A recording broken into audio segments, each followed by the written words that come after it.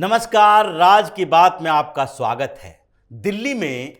तिकड़ी एक ऐसी है जो भ्रष्टाचार कर कर के जनता के पैसे को लूटता रहा। यह तिकड़ी है अरविंद केजरीवाल की और इसमें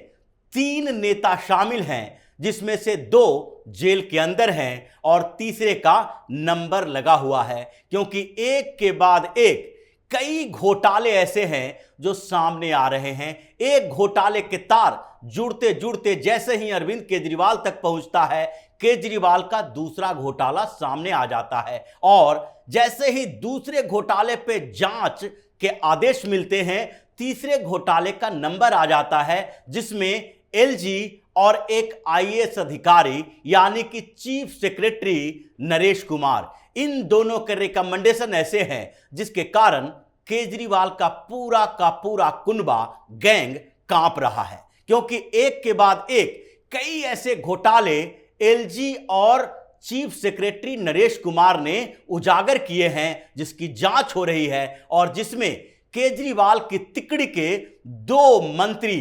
जेल के अंदर हैं और तीसरा नंबर अरविंद केजरीवाल का है। मनीष सिसोदिया शराब घोटाले में जेल की हवा खा रहे हैं और एक के बाद एक नए खुलासे हो रहे हैं कि कैसे अरविंद केजरीवाल के घर पर बैठक हुई, जिसके लिए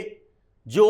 मनीष सिसोदिया के सेक्रेटरी थे सी अरविंद, उन्होंने ये पूरा का पूरा खुलासा ईडी के सामने किया। दूसरी तरफ नए नए खुलासे शराब घोटाले में जो हो ही रहे हैं, लेकिन एक और बड़ा घोटाला जो अरविंद केजरीवाल के बंगला का है, उसमें भी एलजी ने जांच के आदेश दे दिए हैं और एक और बड़ा घोटाला सामने आने वाला है, जिसमें इन सब घोटालों से बड़ी रकम की बात की जा रही है, यानी 1300 करोड़ का ऐसा घोटाला जिसमें यह तिकड़ी फिर से फंसने वाला है। उसमें पीडब्ल्यूडी के मिनिस्टर जो तत्कालीन थे सत्येंद्र जैन, उनकी भी भूमिका है। दूसरे नंबर पर एजुकेशन मिनिस्टर उस समय जो थे मनीष सिसोदिया, उसकी भी भूमिका है और तीसरे नंबर पर चीफ मिनिस्टर अरविंद केजरीवाल, जो सारे घोटालों के मास्टरमाइंड है, उसकी भी भूमिका है। और इसके लिए जिस तरीके से एलजी ने अंकुश कसा है और चीफ सेक्रेटरी नरेश कुमार के पास जो फाइल है, उसके अब आगे जांच के बड़े आदेश मिलने वाले हैं, क्योंकि विजिलेंस डिपार्टमेंट के तरफ से यह साफ तौर पर कह दिया गया है कि इसमें इन्वेस्टिगेशन के लिए कोई ऐसी स्पेशलिस्ट जांच एजेंसी की जरूरत है जो इसकी तह तक जा सके। यह घोटाला है स्कूल से संबंधित, यानी कि एजुकेशन मिनिस्टर मनीष सिसोदिया, जिनके बारे में यह कहा जाता है कि इन्होंने दिल्ली में शिक्षा क्रांति ला दी, जिसके बारे में अरविंद केजरीवाल बड़ी बड़ी बातें करते हैं कि दिल्ली के प्राइवेट स्कूलों से भी बेहतर स्कूल मनीष सिसोदिया ने बनवाए और इसी में 1300 करोड़ रुपए का हेरा फेरी भी किया गया। और यह घोटाला जो है 1300 करोड़ का, उसमें भी कॉन्स्पिरेसी उसी तरीके से की गई है जैसे कि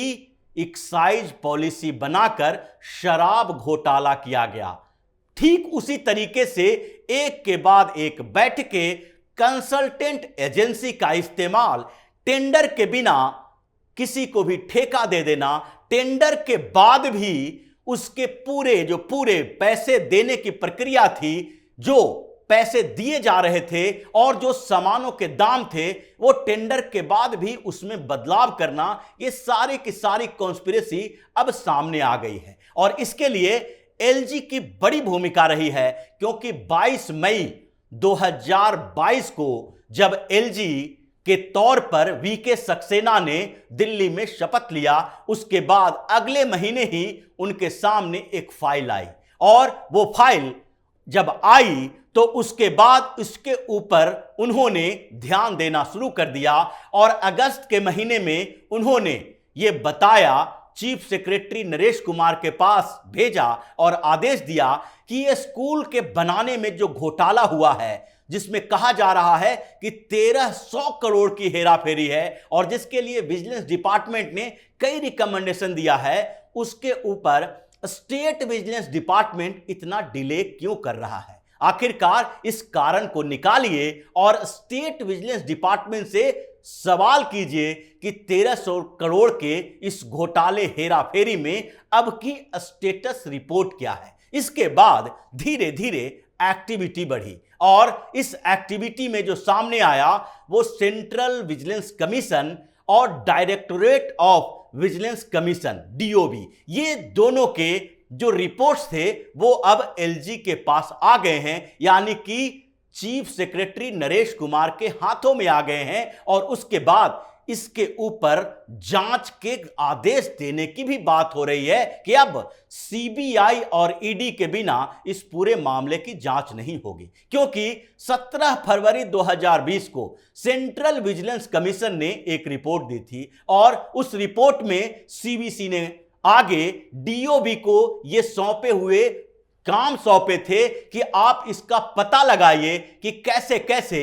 2405 जो कमरे दिल्ली में स्कूलों के अंदर बनाए गए, जिसमें 193 स्कूल शामिल थे जिसके लिए कमरे नए बनाने थे और रिनोवेशन करना था, उसमें जो टेंडर डाले गए थे उस टेंडर वाले एजेंसी का जो कंपनी है उसकी क्या भूमिका थी, प्राइवेट पार्टी के साथ जो डील की गई थी, बैठकें की गई थी, उसकी क्या भूमिका थी और तत्कालीन जो पीडब्ल्यूडी मिनिस्टर, पीडब्ल्यूडी डिपार्टमेंट और एजुकेशन डिपार्टमेंट का क्या कहना है। ये सारे के सारे रिपोर्ट जल्द से जल्द हमारे सामने होने चाहिए। इसके बाद डीओबी ने जांच शुरू की और उस जांच के बाद जो बातें सामने आई वो चौंकाने वाले था, क्योंकि डीओबी ने नवंबर में ये रिपोर्ट सीबीसी को सौंपे और उसके बाद एक कॉपी इसकी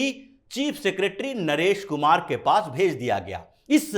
जो रिपोर्ट थे उसमें साफ तौर पर कहा गया है कि 1300 करोड़ रुपए में जो 2405 क्लासरूम बनाए गए उसमें एक नहीं कई ऐसी अनियमितताएं पाई गई है और इसमें जो अनियमितताएं पाई गई है, जो घोटाले के सबूत मिल रहे हैं, वो डीओबी के स्तर से बाहर है, यानी कि विजिलेंस कमीशन इसकी जांच प्रॉपर तरीके से नहीं कर सकती क्योंकि हमारे पास इसके एक्सपर्टीज नहीं है और हम इसके सामने जो तथ्य रख रहे हैं उसके आधार पर कोई भी ये कह सकता है कि इसमें सैकड़ों करोड़ रुपए की हेराफेरी हुई है, क्योंकि उसमें यह जिक्र किया गया है कि जो टेंडर डाले गए थे उस टेंडर डाले जाने के बाद भी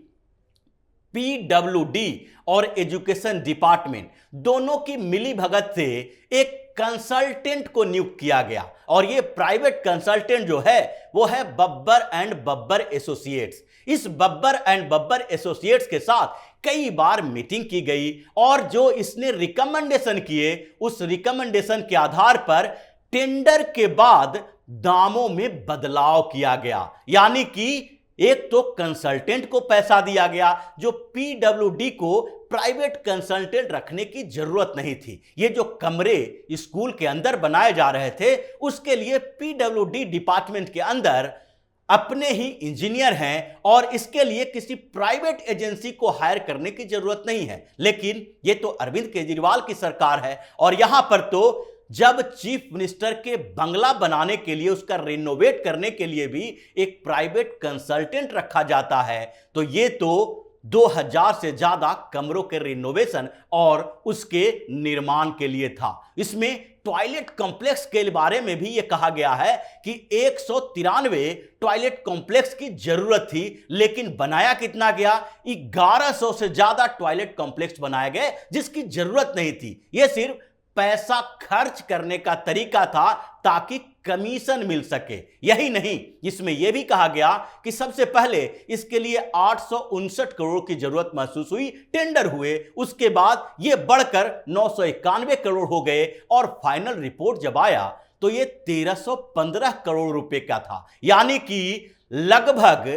800 से 1300 बढ़ने में 500 करोड़ रुपए की जो बढ़ोतरी हुई है इस पर भी जांच होना चाहिए। और प्राइवेट कंसल्टेंट के साथ जो बैठकें हुई है उसमें पीडब्ल्यूडी डिपार्टमेंट और उसके बाद एजुकेशन डिपार्टमेंट का जो रिस्पांस है वो भी संतोषजनक नहीं है। और उस समय पीडब्ल्यूडी मंत्री सत्येंद्र जैन थे, एजुकेशन मिनिस्टर मनीष सिसोदिया थे और चीफ मिनिस्टर तो अरविंद केजरीवाल ही हैं, और वो भी उस समय भी थे। इसलिए इस पूरे घोटाले के तार अब जुड़ रहे हैं अरविंद केजरीवाल, मनीष सिसोदिया और सत्येंद्र जैन से। और ये दिल्ली की जो तिकड़ी है, इसके खिलाफ अब एलजी बड़ा एक्शन लेने वाले हैं, क्योंकि अभी अरविंद केजरीवाल के पूरे भ्रष्टाचारी गैंग को सबसे ज्यादा जो डर लगता है वो दो ही लोगों से लगता है दिल्ली के अंदर, और वो दो लोग हैं एलजी वीके सक्सेना और चीफ सेक्रेटरी नरेश कुमार। नरेश कुमार ऐसे आईएएस अधिकारी हैं जिसके नाम से ही अरविंद केजरीवाल कांपने लगता है, क्योंकि अभी शराब घोटाले में जो मनीष सिसोदिया की गिरफ्तारी हुई है, इस पूरे शराब घोटाले की पहली रिपोर्ट तैयार करके नरेश कुमार ने ही दिया था, और उसके बाद ही वीके सक्सेना ने इस घोटाले की जांच के आदेश दिए कि सीबीआई इसकी जांच करेगी, और सीबीआई के बाद ईडी की एंट्री हुई। और उसी तरीके से जो रिजर्वायर का मामला है, उसके अलावा जो अभी मामला सामने आया है परिवहन डिपार्टमेंट का, जो लो फ्लोर बस खरीदने का, या फिर बुराड़ी के ट्रांसपोर्ट ऑफिस में भ्रष्टाचार का, ये सारे के सारे मामले चीफ सेक्रेटरी नरेश कुमार के पास ही हैं। और अभी तक अरविंद केजरीवाल के खिलाफ जितने भी भ्रष्टाचार के आरोप लगे, सबूत मिले और जांच के आदेश मिले, उन सब में नरेश कुमार की बड़ी भूमिका रही है। इसलिए अब ये फाइल फिर से नरेश कुमार के पास है। एलजी ने इस बीच लगभग ये तय कर लिया है कि एजुकेशन घोटाला, यानी कि स्कूलों में जो क्लासरूम बनाने का घोटाला है, इसमें बड़े स्तर पर हेराफेरी की गई है, और इसकी जांच तो सीबीआई को ही करना पड़ेगा, क्योंकि सीबीसी, डीओबी और स्टेट विजिलेंस डिपार्टमेंट, इन सबके रिपोर्ट में साफ तौर पर कहा गया है